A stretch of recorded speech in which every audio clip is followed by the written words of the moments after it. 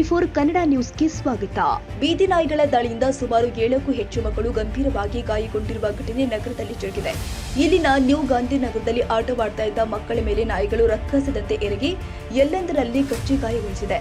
4 ವರ್ಷದ ಮೊಹಮ್ಮದ್ ಖಾಯಿಫ್ ಹೈಜಲ್ ಗಂಭೀರ ಗಾಯಗೊಂಡಿರುವ ಹಿನ್ನೆಲೆ ಚಿಕಿತ್ಸೆಗಾಗಿ ಜಿಲ್ಲಾಸ್ಪತ್ರೆಗೆ ದಾಖಲಿಸಲಾಗಿದೆ. ಇನ್ನುಳಿದ ಮಕ್ಕಳಿಗೆ ಸಣ್ಣ ಪುಟ್ಟ ಗಾಯಗಳಾಗಿದೆ. ನ್ಯೂ ಗಾಂಧಿನಗರ ಹಾಗೂ ಉಜ್ವಲ ನಗರದಲ್ಲಿ ಬೀದಿ ನಾಯಿಗಳ ಹಾವಳಿ ಹೆಚ್ಚಾಗಿದೆ.